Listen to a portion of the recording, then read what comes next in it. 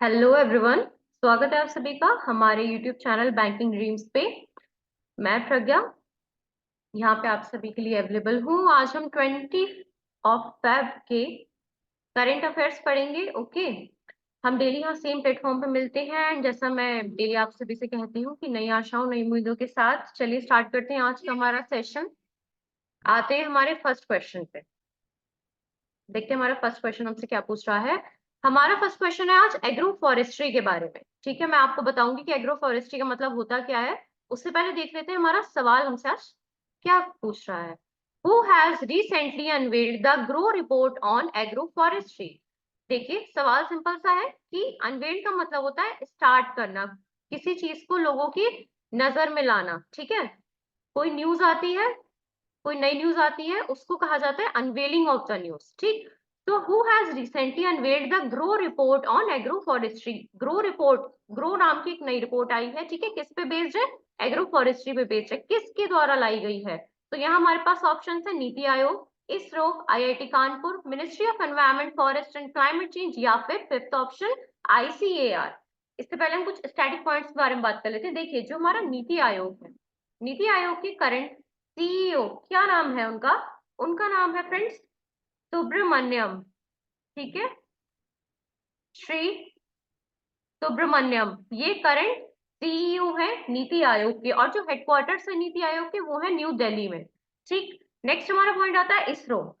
Friends ISRO के current CEO का नाम है S Somnath. Mister S Somnath current CEO है इसरो के, और इसके हेडक्वार्टर्स हैं बेंगलुरु में। ठीक, बेंगलोर में हेडक्वार्टर्स है हमारे इसरो के। थर्ड हमारे पास है आईआईटी कानपुर। देखिए सारी आईआईटीज के जो जनरल सेक्रेटरी हेड होते हैं उनका नाम है प्रोफेसर अभय। प्रोफेसर, यहाँ बात हो रही है आईआईटी कानपुर की, प्रोफेसर अभय करण दिनकर। प्रोफेसर अभय करण दिनकर ये करंट सेक्रेटरी हैं आईआईटी कानपुर के। और हमारी ministry of environment forest and climate change के जो यूनियन मिनिस्टर हैं, यूनियन मिनिस्टर का नाम है भूपेंद्र यादव। ठीक, भूपेंद्र यादव।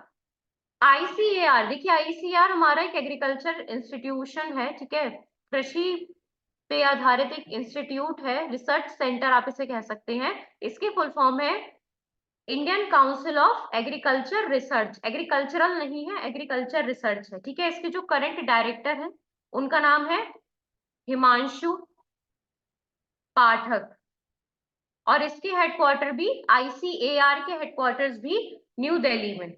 इतना क्लियर है सभी को? चलिए आते हैं फर्दर बात करते हैं इसके एक्सप्लेनेशन की और देखते हैं क्या है हमारा करेक्ट आंसर। तो हमारे पास करेक्ट आंसर है नीति आयोग।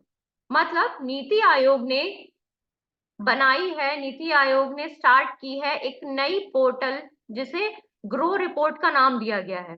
ये एक पोर्टल बेस्ड रिपोर्ट है, ऑनलाइन ये रिपोर्ट जारी की जाएगी और ये एग्रो फॉरेस्ट्री के बारे में। ठीक, एग्रो फॉरेस्ट्री क्या होती है चलिए पहले ये जान लेते हैं। जब कोई भी हमारा देखिए लैंड है, अब वो कितने भी एरिया में है ये डिपेंड नहीं करता, कोई भी हमारा लैंड है उस पर जब हम ट्रीज भी उगा रहे हैं, उस पे हम पेड़ भी उगा रहे हैं और उस पे हम क्रॉप भी उगा रहे हैं, मतलब कोई फसल भी हमारी उग रही है और हमारा पेड़ भी उग रहा है सेम टाइम पे सेम लैंड पे, तो वो हमारा क्या होता है? हमारी एग्रीकल्चर, खेती कृषि विभाग हमारा, और फॉरेस्ट्री पेड़ उगाना, ये दोनों जो विभाग हैं दोनों ब्रांचेस संग में कोलैब कर जाती हैं। और इस कोलैबोरेशन से हमें ट्रीज भी सेम टाइम पे हमारी ग्रो हो रही हैं, हमें क्रॉप भी मिल रहे हैं, हमें फूड भी मिल रहा है, हमें फॉडर भी मिल रहा है। ठीक, तो इस ब्रांच को कहा जाता है, ये एक एग्रीकल्चर के अंतर्गत ही आती है ब्रांच, और इसको कहा जाता है एग्रो फॉरेस्ट्री। इतना क्लियर है? चलिए आगे बात करते हैं। देखिए नेक्स्ट पॉइंट हमारे पास आता है कि ग्रो रिपोर्ट हमारी हम सबने पढ़ा नीति आयोग द्वारा लाई गई है। अभी जो ग्रो रिपोर्ट है किसके द्वारा बनाई गई? तो ये जो हमारे प्रोफेसर रमेश चंद हैं, रमेश चंद नाम के नीति आयोग में प्रोफेसर हैं, मेंबर हैं ये नीति आयोग के, इनके द्वारा ये रिपोर्ट लाई गई है। और ग्रो की फुल फॉर्म होती है हमारे पास greening and restoration of barren lands, जो सूखे पड़े हुए या ऐसे लैंड जिन पे आप प्रोडक्शन नहीं कर सकते।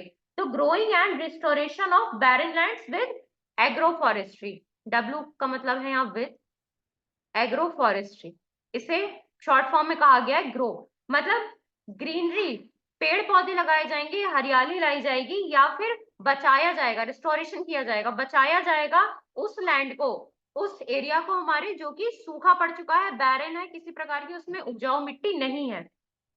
ठीक है, ये रिपोर्ट हमारी आई ग्रो रिपोर्ट के नाम से। अब देखिए आपको कुछ अगर मैं पॉइंट्स बता दूं तो फ्रेंड्स, हमारा जितना टोटल लैंड है, जितना टोटल लैंड फ्री पड़ा है हमारे भारतवर्ष में, उसमें से 8.65% जो टोटल ज्योग्राफिकल एरिया है, उसमें से 8.65% जितना एरिया है वो हमारा बैरन एग्रो फॉरेस्ट्री लैंड है, जिसे पहले बैरन हुआ करता था, अब उसे एग्रो फॉरेस्ट्री के लिए इस्तेमाल में लाया जा रहा है। ठीक, और 16.96% जो टोटल एरिया है वो है हमारा बैरन लैंड, मतलब 8.65% एरिया को अब एग्रीकल्चर के लिए इस्तेमाल किया जा रहा है, एग्रो फॉरेस्ट्री के लिए इस्तेमाल में लाया जा रहा है, बट अभी भी 16.96% हमारा लैंड, टोटल भारत में जितना लैंड खाली पड़ा है उसमें से इतना परसेंट लैंड हमारा अभी भी बैरन है।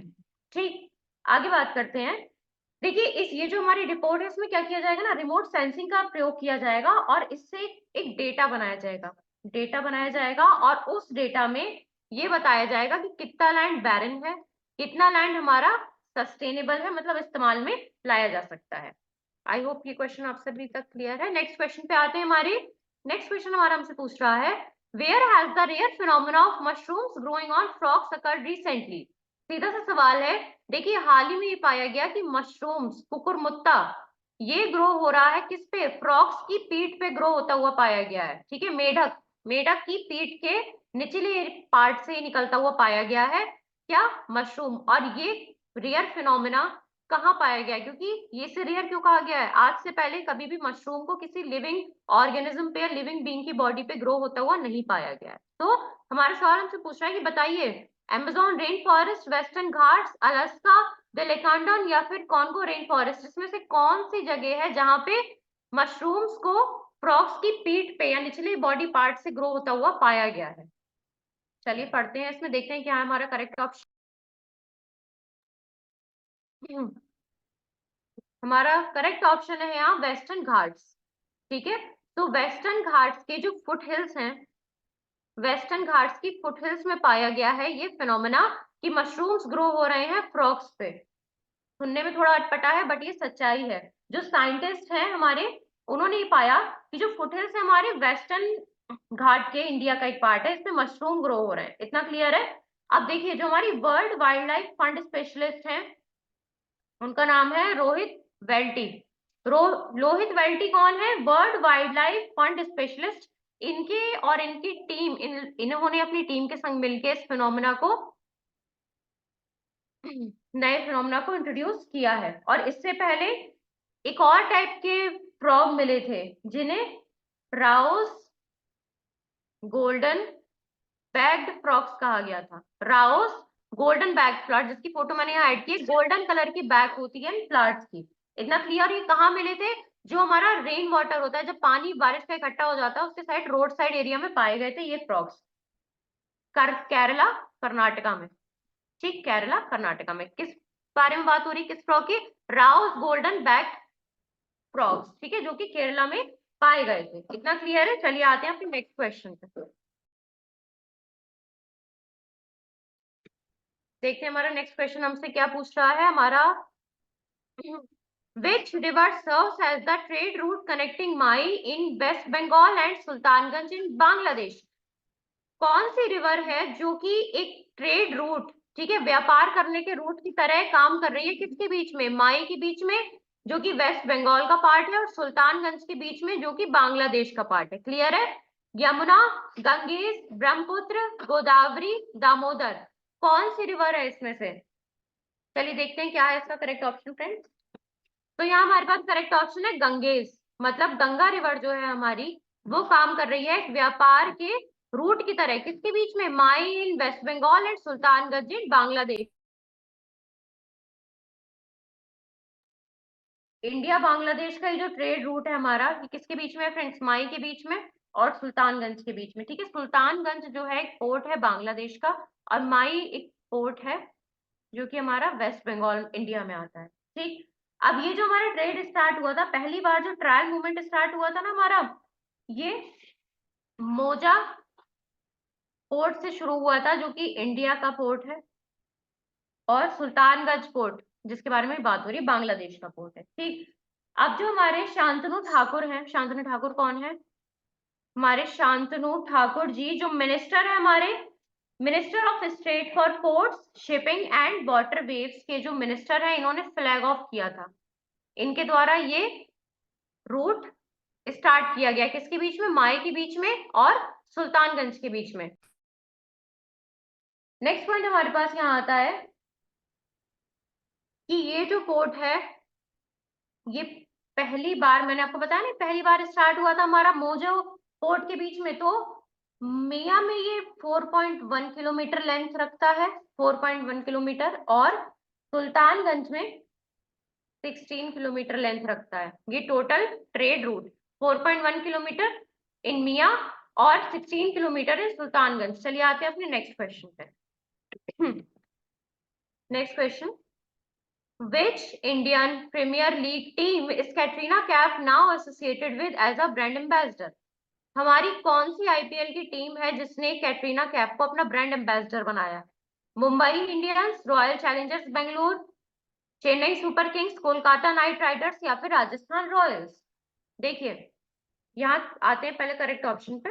हमारा करेक्ट ऑप्शन है सीएसके, चेन्नई सुपर किंग्स। ठीक है, देखिए सीएसके हमारी 5 टाइम्स चैंपियन रह चुकी है, और इसने अभी करेंटली अपना जर्सी लोगो भी चेंज किया है, और कैटरीना कैफ को अपना नया ब्रांड एम्बेसडर बनाया है। और ये जो हमारी सीएसके टीम है, ये एतिहाद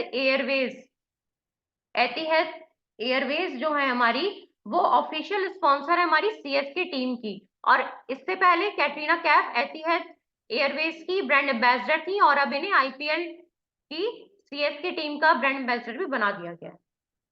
क्लियर है?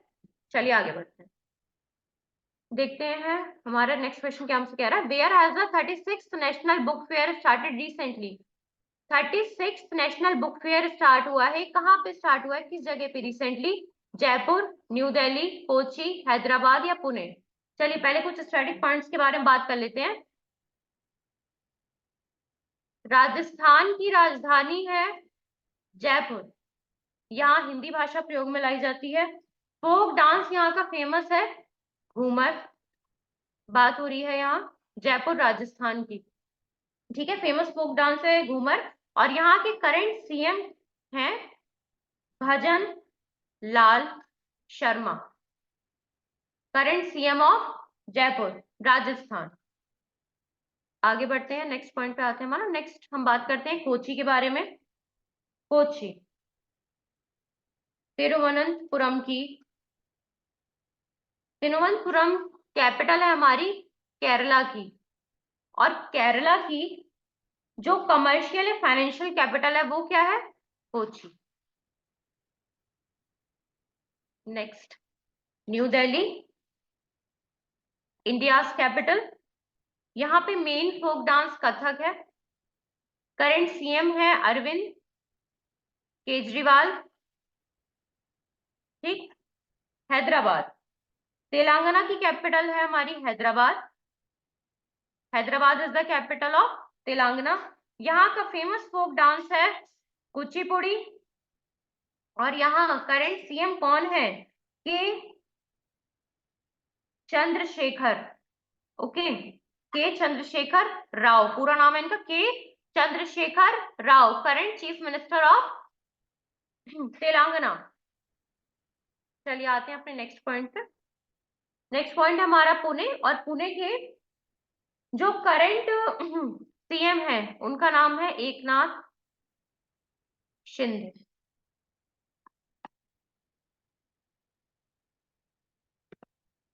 तो यहाँ हमारा करेक्ट ऑप्शन है हैदराबाद। मतलब जो हमारी 36th नेशनल बुक फेयर है वो स्टार्ट कहाँ की गई है? हैदराबाद में। देखिए हैदराबाद का एनटीआर स्टेडियम नाम का एक स्टेडियम है हैदराबाद में, इसी एनटीआर स्टेडियम में हमारी 36th national book fair start की गई है, मतलब 36th एडिशन है इस बुक फेयर का। और ये किसके द्वारा स्टार्ट क्या ऑर्गेनाइज की गई है? देखिए Hyderabad book fair society, Hyderabad की बुक फेयर सोसाइटी है, उसके द्वारा ये 36 नेशनल बुक फेयर को स्टार्ट किया गया है।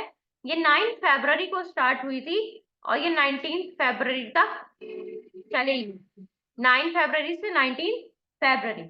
वही जो 51st एडिशन है वर्ल्ड बुक्स फेयर, ये हमारी नेशनल बुक फेयर है, और जो वर्ल्ड वर्ल्ड बुक फेयर का जो 51st एडिशन है वो स्टार्ट होगा न्यू दिल्ली में। और किसके द्वारा स्टार्ट किया जाएगा, ऑर्गेनाइज किया जाएगा? जो नेशनल बुक ट्रस्ट इंडिया की है, नेशनल बुक ट्रस्ट इंडिया के द्वारा ये स्टार्ट किया जाएगा। क्या? हमारा वर्ल्ड बुक फेयर जो कि स्टार्ट होगा न्यू दिल्ली में। ठीक है, क्लियर है इतना? आते हैं हमारे नेक्स्ट पॉइंट पे। देखिए ये जो वर्ल्ड बुक फेयर है न्यू दिल्ली में जो स्टार्ट होने वाला है, ये स्टार्ट होगा 10 फरवरी से स्टार्ट हुआ है, ये 18 फरवरी तक चलेगा वर्ल्ड बुक फेयर। और इसमें 2000 से ज्यादा स्टॉल्स लगेंगी डिफरेंट कैटेगरी ऑफ बुक्स की। और यहाँ जो गेस्ट आ रहे हैं, कौन सी गेस्ट कंट्री को बुलाया गया है? तो सऊदी अरेबिया है गेस्ट कंट्री। ये हमारी बात हो रही है किसकी? वर्ल्ड बुक फेयर की। अभी इससे पहले हमने बात की थी हमारी नेशनल बुक फेयर की। अब दोबारा आ जाते हैं अपने नेशनल बुक फेयर के पॉइंट पे। देखिए यहाँ जो एग्जीबिशन का वेन्यू है ये किसके नाम पे है? ये जो नेशनल बुक फेयर का जो एग्जीबिशन वेन्यू है ये रवावा श्री हरि के नाम पर है। और ये रवावा श्री हरि कौन है? ये सिविल राइट्स के एक्टिविस्ट भी थे और ये एक बहुत जाने माने स्कॉलर थे जो कि संस्कृत भाषा और तेलुगु भाषा के स्कॉलर रहे। क्लियर है इतना? चलिए अब आते हैं अपने नेक्स्ट क्वेश्चन पे, देखते हैं हमारा नेक्स्ट क्वेश्चन क्या पूछ रहा है। Who has recently announced the launch of Swayam scheme? Swayam scheme launch की जाएगी, ये अनाउंसमेंट किसने की है रिसेंटली? छत्तीसगढ़, झारखंड, असम, उड़ीसा, मध्य प्रदेश। तो देखते हैं क्या है हमारे पास correct option. Correct option is Orissa. मतलब उड़ीसा ने रिसेंटली ये लॉन्च किया है कि स्वयं नाम का एक स्कीम स्टार्ट की जाएगी। ठीक, जो उड़ीसा के एग्रीकल्चर मिनिस्टर है उनका नाम क्या है? उनका नाम है रणेंद्र प्रताप स्वैद। रणेंद्र प्रताप स्वैद जो कि उड़ीसा के एग्रीकल्चर मिनिस्टर हैं, इनके द्वारा ये अनाउंस किया गया है कि गवर्नमेंट लॉन्च करेगी एक नई गवर्नमेंट स्कीम जिसे स्वयं का नाम दिया जाएगा। ठीक, इस स्कीम में क्या किया जाएगा कि जो इंटरेस्ट दिया जाएगा, फ्री इंटरेस्ट लोन्स दिए जाएंगे। फ्री मतलब जो लोन्स प्रोवाइड किए जाएंगे 1 लाख तक के लोन दिए जाएंगे और उससे किसी प्रकार का कोई इंटरेस्ट नहीं लगाया जाएगा। ये लोन्स प्रोवाइड किए जाएंगे यूथ को जिनकी एज 18 से 35 ईयर्स के बीच होगी, ताकि ये लोग, ये जो पार्ट है हमारे यूथ का, ये स्टार्टअप कर सकें। चाहे किसी प्रकार के एंटरप्रेन्योर बनना चाहें, किसी प्रकार का कोई बिजनेस स्टार्ट करना चाहें, अपना कोई स्टार्टअप खोलना चाहें, उसके लिए 1 लाख रुपए तक का लोन प्रोवाइड किया जाएगा। और ये स्कीम अगले 2 साल तक चलेगी। 2 साल के बाद भी चल सकती है बट 2 साल तक तो ये पूर्ण रूप से निर्धारित है कि ये स्कीम कंटिन्यूअसली वर्क करेगी। अब ये जो हमारी स्कीम आई है, जो हमारी स्वयं स्कीम है, ये किसके अंतर्गत आई है? प्रधानमंत्री मुद्रा योजना के अंतर्गत ये स्कीम स्टार्ट की गई है। प्रधानमंत्री मुद्रा योजना के अंतर्गत ये स्कीम स्टार्ट की गई है। और ये जो हमारा PMMY है ये अप्रैल 2015 से स्टार्ट हुआ था और इसमें तकरीबन 10 लाख तक का लोन दिया जाता था। 10 लाख तक का लोन दिया जाता था किसे? जो कि नॉन एग्रीकल्चर या नॉन कॉर्पोरेट एंटरप्रेन्योर्स होते थे, उन्हें नेशनल लेवल पे 10 लाख तक का लोन प्रोवाइड किया जाता था। किसके अंतर्गत? PMMY के अंतर्गत। क्लियर है इतना? चलिए आते हैं अपने नेक्स्ट क्वेश्चन पे। Recently the government of India has signed a loan agreement of $200 million from ADB for the management of which river? देखिए हमारी भारत सरकार ने लोन का एग्रीमेंट साइन किया है। हमारी भारत सरकार लोन लेगी कितना? $200 मिलियन का लोन लेगी एशियन डेवलपमेंट बैंक, ADB हमारा होता है एशियन डेवलपमेंट बैंक से। क्यों? ताकि वो इनमें से किसी एक रिवर को मैनेज कर सके। क्या है ऑप्शंस हमारे पास? Brahmaputra river, Ganga river, Kosi river, Jhelum या फिर यमुना। पहले देख लेते हैं क्या है करेक्ट ऑप्शन। तो ये लोन भारत सरकार द्वारा ब्रह्मपुत्र रिवर के लिए लिया जाएगा। क्लियर है इतना?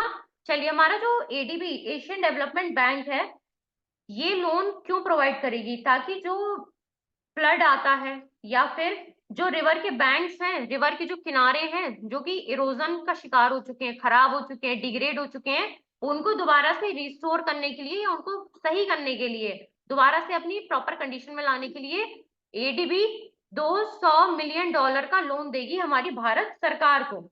और ये जो हमारी रिवर है ना, ब्रह्मपुत्र रिवर, इसके 650 किलोमीटर की मेन फ्लो है। इतनी लंबी 650 किलोमीटर लंबी मेन फ्लो है इसकी ब्रह्मपुत्र रिवर की, और इतनी लेंथ के लिए ये लोन लिया जा रहा है $200 मिलियन का, ठीक है, ताकि ब्रह्मपुत्र रिवर पे काम किया जा सके, इसके रिस्टोरेशन का, इसे बचाया जा सके। और ये सब किसके निर्देशन में होगा? जो Assam integrated flood and river bank erosion risk management investment team है, ठीक, इसके द्वारा ये किया जाएगा, ये कार्य निर्धारित किया जाएगा। अब देखिए, आते हैं अपने नेक्स्ट क्वेश्चन पे। In February 2024, how much amount of loan has been signed by ADB to tackle the flood and erosion risk along Brahmaputra River?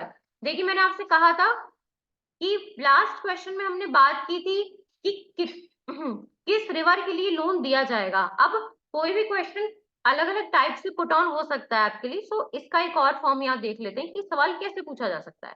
तो ये सवाल थोड़ा घूम गया और इसमें हमसे पूछा जा रहा है कि कितना लोन का अमाउंट हमसे पूछा जा रहा है कि कितना लोन साइन किया गया है कि साहब एशियन डेवलपमेंट बैंक इतना लोन देगी हमारी भारत सरकार को, ताकि हमारी भारत सरकार फ्लड या इरोजन रिस्क से बचा सके, किसे? ब्रह्मपुत्र रिवर को। तो हमारे पास ऑप्शन है 100 million dollar, 200 million dollar, 300 million dollar, 400 million dollar या फिर 500 मिलियन डॉलर। देखिए, जो हमारी 650 किलोमीटर लॉन्ग मेन स्ट्रीम की रिवर है ब्रह्मपुत्र, मैं आपको बता चुकी हूँ 650 किलोमीटर लॉन्ग है, ठीक। अब इस ब्रह्मपुत्र रिवर के लिए हमारी गवर्नमेंट ने लोन लिया, एडीबी ने लोन साइन कर दिया। वही दूसरी ओर डॉलर 250 मिलियन या फिर आप कह सकते हैं $250 मिलियन का लोन हमारी दिल्ली मेरठ आरआरटीएस ले रही है, ठीक है। क्यों ले रही है? ताकि जो इंडस्ट्रियल कॉरिडोर बनाया जा सके, इंडस्ट्रियल कॉरिडोर बनाया जा सके, इंडस्ट्रियल कॉरिडोर की डेवलपमेंट के लिए। इतना क्लियर है? चलिए देख लेते हैं यहाँ क्या है अमाउंट लोन की। सो हम बात पहले कर चुके थे, $200 मिलियन। चलिए आते हैं अपने next question. Which edition of Miss World will be held in India from February 18 to March 9? Miss world का कौन सा एडिशन होगा, मिस वर्ल्ड पेजेंट का कौन सा एडिशन होगा जो हमारे भारत में होने वाला है फरवरी 18 से मार्च 9 के बीच? 70th, 71st, 72nd, 73rd या फिर 74th? देखिए, पहले देख लेते हैं करेक्ट ऑप्शन क्या है हमारा। तो 71st एडिशन, ठीक है, 71st एडिशन होगा मिस वर्ल्ड का। कहाँ पे? भारत में, ठीक है, इंडिया में होने जा रहा है ये फरवरी 18 से मार्च 9 के बीच में। और ये इंडिया के किस जगह पे होगा? जियो वर्ल्ड कन्वेंशन सेंटर, जो कि मुंबई में। इंडिया में कहाँ पे होगा? जियो वर्ल्ड कन्वेंशन सेंटर, मुंबई में। और इससे पहले अगर बात करें तो 2017 में मनुषी चिल्लर, 2017 में मनुषी चिल्लर जो है, इन्होंने इस पीजेंट को विन किया था। ये जीती थी मिस वर्ल्ड का खिताब 2017 लास्टली। क्लियर? चलिए आते हैं अपने नेक्स्ट क्वेश्चन पे। नेक्स्ट क्वेश्चन हमसे कह रहा है the employees provident fund organisation has fixed how much % interest rate on provident fund deposits for 2023-24 the highest in 3 years। जो हमारा EPFO employees provident fund organisation है, इसने कितना फिक्स किया है कि जो इंटरेस्ट रेट होने चाहिए वो कितने होने चाहिए प्रोविडेंट फंड पे? मैं बताऊंगी आपको प्रोविडेंट फंड का मतलब क्या होता है, उससे पहले सवाल पूरा पढ़ लेते हैं। किस साल की बात हो रही है, किस फाइनेंशियल ईयर की बात हो रही है यहाँ? 2023-24 की। सो देख लेते हैं क्या इंटरेस्ट रेट हमें दिए हुए हैं। 8.1%, 8.15%, 8.25%, 8.45% या फिर 8.65%।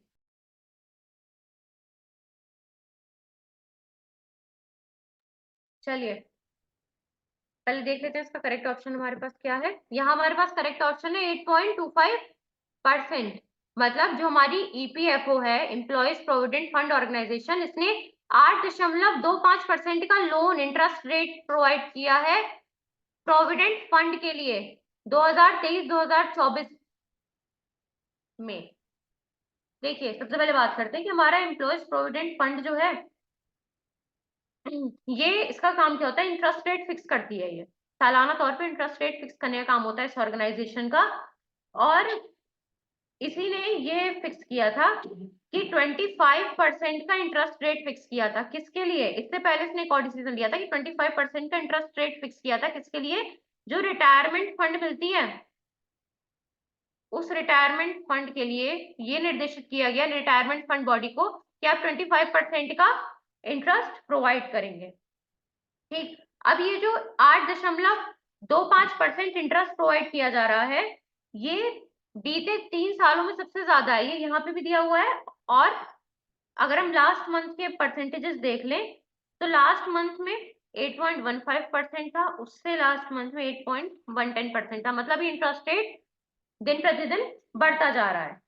ठीक, देखिए जो हमारा ईपीएफओ है, एम्प्लॉयज प्रोविडेंट फंड ऑर्गेनाइजेशन, ये 1952 में फाउंड किया गया था और इसके करंट हेडक्वार्टर्स हैं न्यू दिल्ली में।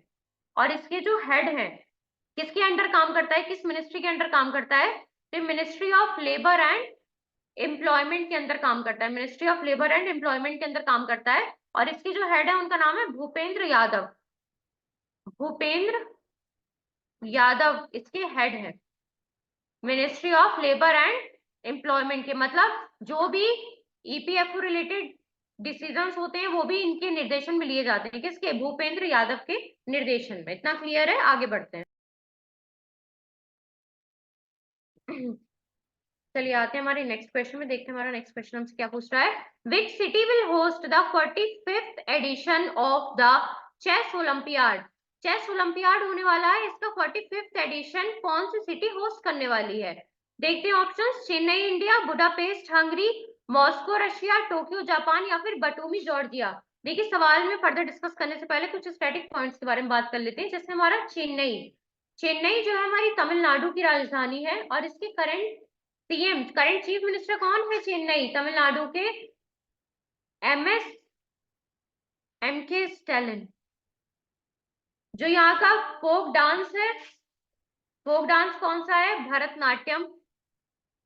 फोक डांस ऑफ तमिलनाडु भरतनाट्यम। और करंट गवर्नर है RN रवि। अब नेक्स्ट हम बात कर लेते हैं मॉस्को की। मॉस्को रशिया, रशिया की राजधानी ही है मॉस्को। और यहाँ की करंट प्राइम मिनिस्टर कौन है? तो उनका नाम है मिखेल मिशुस्टिन। ठीक, यहाँ की करेंसी है रूबल। और यहाँ लैंग्वेज बोली जाती है, कौन सी लैंग्वेज प्रयोग में लाई जाती है? रशियन भाषा प्रयोग में लाई जाती है। किसकी बात हो रही है? मॉस्को रशिया की। नेक्स्ट हम बात कर लेते हैं बुडापेस्ट हंगरी की। तो हंगरी की राजधानी है हमारी बुडापेस्ट और यहाँ करंट प्राइम मिनिस्टर कौन है? Victor Orban. Tokyo Japan, Japan में कौन सी करेंसी प्रयोग में लाई जाती है? येन। और यहाँ के करंट पीएम है फ्यूमियो किशिदा। जापानीज भाषा का प्रयोग किया जाता है और जापान की राजधानी है हमारी टोक्यो। बटूमी जॉर्जिया हमारा फिफ्थ ऑप्शन। जॉर्जिया की राजधानी है हमारी तिबिलिसी। यहाँ करेंसी प्रयोग में लाई जाती है लारी। लैंग्वेज बोली जाती है जॉर्जियन। भाषा कौन सी प्रयोग में लाई जाती है? जॉर्जियन बोली बोली जाती है। और बटूमी जो है, बटूमी सेकंड लार्जेस्ट मतलब दूसरे नंबर की सबसे बड़ी सिटी है जॉर्जिया की। क्लियर है ना? चलिए देखते हैं हमारा सवाल, आते हैं सवाल वापस कि विच सिटी, कौन सी सिटी होस्ट करेगी 45th एडिशन जो होने वाला है चेस ओलंपियाड का? आते हैं इसके करेक्ट ऑप्शन पे। तो यहाँ करेक्ट ऑप्शन है हमारा बुदापेस्ट हंगरी। मतलब बुदापेस्ट होस्ट करेगी 45th एडिशन जो होने वाला है चेस ओलंपियाड का। ठीक, चलिए आते हैं हमारे नेक्स्ट क्वेश्चन पे। नेक्स्ट क्वेश्चन हमारा है where has PM Modi recently announced to establish a new naval base. हमारे प्राइम मिनिस्टर मोदी जी ने रिसेंटली अनाउंस किया है कि एक नया नेवल बेस बनाया जाएगा, एक नए नेवल बेस का एस्टेब्लिशमेंट होगा। अब ये कहाँ पे जाके अनाउंसमेंट की है और ये कहाँ पे होगा, इसका एस्टेब्लिशमेंट कहाँ पे होगा, तो देखते हैं। Minicoy, Agatti, Great Nicobar, both A and B, या फिर नन ऑफ दी अबव। आते हैं इसके करेक्ट ऑप्शन पे। बोथ ए एंड बी, मतलब जो हमारा नया नेवल बेस बनाया जाएगा, भारत का नया नेवल बेस कहाँ बनाया जाएगा, मिनिकॉय एंड अगाती, कोलैबोरेटिव तरीके से। ठीक, देखिए जो हमारे करंट डिफेंस मिनिस्टर हैं जिनका नाम राजनाथ सिंह है, उन्होंने ये पूरा बोर्ड ऑफ मीटिंग रखी गई थी और उसमें ये बताया गया राजनाथ सिंह जी द्वारा कि एक नया नेवल बेस बनाया जाएगा और इनके द्वारा ही, राजनाथ सिंह द्वारा ही, जो हमारा आईएनएस विक्रमादित्य है, आईएनएस विक्रमादित्य और आईएनएस विक्रांत टास्क फोर्सेस को भी स्टार्ट किया गया था। इनको भी इनॉग्रेट इन्होंने किया था, किसने, राजनाथ सिंह ने। और इन्होंने ये बताया कि नया नेवल बेस बनाया जाएगा और ये 4 से 5 मार्च के बीच में इसका इनॉग्रेशन कर दिया जाएगा। 4 से 5 मार्च के बीच में मिनिकॉय आइलैंड में होगा। और ये जो मिनिकॉय आइलैंड है 524 किलोमीटर दूरी रखता है, 5 किलोमीटर दूर है मालदीव से। क्लियर है इतना? चलिए आते हैं हमारे next question. Recently, to whom has Union Sports Minister Anurag Singh Thakur handed over the torch of the 45th Chess Olympiad? तो हमारा सवाल हमसे पूछ रहा है, रिसेंटली, हाल ही में हमारे यूनियन स्पोर्ट्स मिनिस्टर जो है जिनका नाम अनुराग सिंह ठाकुर है, उन्होंने हैंडेड ओवर किया है। देखिए रिले होती है किसी भी ओलंपियाड में, ठीक, किसी भी ओलंपियाड में पहले एक रिले रेस होती है। इस रिले रेस में टॉर्च बियरर्स होते हैं। तो यहाँ हमारा सवाल हमसे पूछ रहा है कि जो हमारे union sports minister Anurag Singh Thakur हैं, इन्होंने ये टॉर्च किसको हैंड ओवर की है और किस बारे में बात हो रही है, जो हमारा 45th चेस ओलंपियाड है जो कि आगे होने वाला है, इसके बारे में। अब हमारा लास्ट सेकंड क्वेश्चन भी इसी के बारे में था। तो यहाँ हमारे पास ऑप्शन है, किस कंट्री को मिला है, जॉर्जिया, उज्बेकिस्तान, हंगरी, अजरबैजान या फिर ब्रिटेन। देखिए जो हमारा मेजर ध्यानचंद नेशनल स्टेडियम है जो कि हमारा न्यू दिल्ली में है, मेजर ध्यानचंद नेशनल स्टेडियम जो कि हमारा न्यू दिल्ली में, यहाँ पे फरवरी 14, 2024 को पहला चेस ओलंपियाड टॉर्च रिले रखा गया था, जिसे हमारे प्राइम मिनिस्टर ने लॉन्च किया था। और वो कहाँ पे लॉन्च हुआ था, इंदिरा गांधी स्टेडियम में। पहला टॉर्च रिले जो लॉन्च हुआ था वो लॉन्च हुआ था इंदिरा गांधी स्टेडियम में। और ये कब हुआ था, दिल्ली में हुआ था 19 जून 2022 में। देखिए जो 44th एडिशन है FID चेस ओलंपियाड 2022, जो कि जिसकी रिले रेस हुई थी हमारी दिल्ली में 19 तारीख को जून 2022 में, ये पहली बार होस्ट किया गया था इंडिया के द्वारा, ठीक है। और इसमें जीती कौन थी, जो उज्बेक टीम थी, इसने गोल्ड जीता था। Uzbek team won the gold. चलिए आते हैं अपने नेक्स्ट क्वेश्चन पे। यहाँ हमारे पास करेक्ट ऑप्शन हम पहले भी पढ़ चुके हैं, इसका करेक्ट ऑप्शन था हमारा हंगरी। चलिए, where was the first meeting of the global biodiversity framework fund held recently.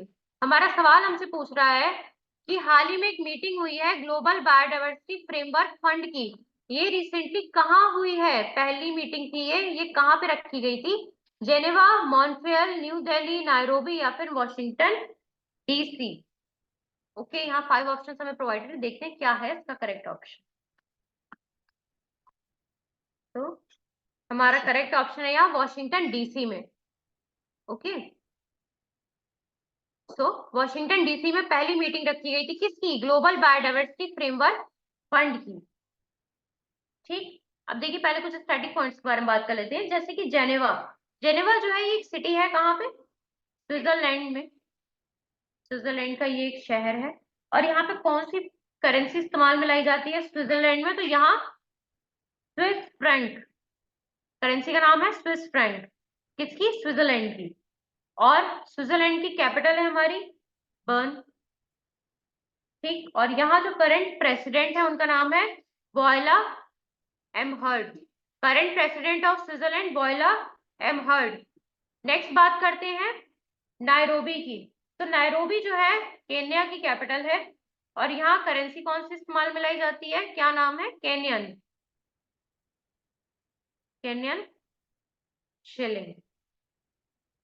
Next Montreal, ये कनाडा का एक शहर है, यहाँ पे फ्रेंच भाषा प्रयोग में लाई जाती है, और यहाँ करेंसी है हमारी कैनेडियन डॉलर, कैनेडियन डॉलर। ठीक, नेक्स्ट हमारा वॉशिंगटन डीसी, कैपिटल है यूएसए की है, और यहाँ पे यूएस डॉलर, करेंसी का नाम है यूएस डॉलर। क्लियर है इतना?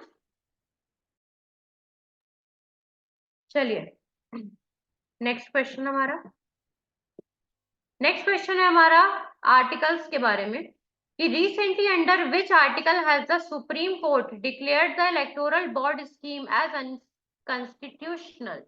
देखिए हाल ही में हमारे सुप्रीम कोर्ट का एक डिसीजन आया है, उसने ये डिक्लेयर किया है कि जो इलेक्टोरल बॉन्ड स्कीम चलाई जाती है भारत में इलेक्शंस के दौरान, इस स्कीम को अनकॉन्स्टिट्यूशनल बताया गया। मतलब ये हमारे भारत के कॉन्स्टिट्यूशन के लिए पॉजिटिव या फिर फेयर नहीं है ये स्कीम, इसे बंद कर दिया जाएगा। ये अनाउंसमेंट किस आर्टिकल के अंदर की गई है, article 14(1)(a), article 19(1)(a), article 15(1)(a) या फिर आर्टिकल 21(1)(a), आर्टिकल 16(1)(a। चलिए देखते हैं क्या है इसका करेक्ट ऑप्शन। यहाँ करेक्ट ऑप्शन हमारे पास ऑप्शन बी, आर्टिकल 19(1)(a। ठीक, अब देखिए ये जो डिसीजन लिया गया है ये किसके द्वारा लिया गया है, जो चीफ जस्टिस है जिनका नाम है डी.वाई. चंद्रचूड़, डी.वाई. चंद्रचूड़ नाम के चीफ जस्टिस है जिनके द्वारा ये डिसीजन लिया गया है कि सुप्रीम कोर्ट ने डिक्लेयर करा है कि जो इलेक्टोरल बॉन्ड स्कीम है ये हमारे कॉन्स्टिट्यूशन का पार्ट नहीं रहेगी, इस स्कीम को प्रैक्टिस नहीं किया जाएगा। और इलेक्टोरल बॉन्ड्स को उन्होंने ये भी कहा कि जो इलेक्टोरल बॉन्ड्स हैं ये एक तरीके का वॉयलेशन है, ये तोड़ते हैं हमारे फंडामेंटल राइट्स को, क्योंकि हम सभी के पास राइट टू इंफॉर्मेशन है, हर भारत के नागरिक के पास, और इसी राइट को वॉयलेट किया जाता है किसके आधार पे, इन इलेक्टोरल बॉन्ड स्कीम के आधार पे। देखिए ऐसा क्यों है, क्योंकि ये जो हमारी स्कीम है ये अलाउ करती है कि आप अनलिमिटेड पॉलिटिकल फंडिंग करा सकते हैं। कोई भी आपका कॉर्पोरेट सेक्टर में कोई पर्सन है जो इन्वॉल्व है आपकी पार्टी से, आपकी इलेक्टेड पार्टी से, तो अगर कोई अनलिमिटेड पॉलिटिकल फंडिंग होती है, पैसा अधिक होता है, सीमा से ज्यादा प्रोवाइड किया जाता है अगर इलेक्शंस के दौरान, तो ये इलेक्शंस को फेयर बनाने में मदद ना करके इलेक्शंस को अनफेयर मीन्स में कन्वर्ट कर देता है, और इलेक्शंस फ्री एंड फेयर ना रहने की वजह से ही सुप्रीम कोर्ट के द्वारा अब इस स्कीम को प्रैक्टिस में नहीं लाया जाएगा। देखिए इलेक्टोरल बॉन्ड एक स्कीम शुरू की गई थी और इसके अंतर्गत जो फाइनेंशियल कंट्रीब्यूशन दिया जाता है, मतलब पैसे से मदद की जाती है किसी भी इंडिविजुअल के द्वारा या फिर किसी ऑर्गेनाइजेशन के द्वारा या किसी पॉलिटिकल पार्टी के द्वारा, जिससे कि जो इलेक्शन की कैंपेन चलाती हैं अलग अलग पार्टीज, उन कैंपेन्स में मनी प्रोवाइड किया जा सकता है। अब इस स्कीम को प्रैक्टिस में नहीं लाया जाएगा और ये डिसीजन हमारा लिया गया हमारी सुप्रीम कोर्ट के द्वारा। क्लियर है इतना?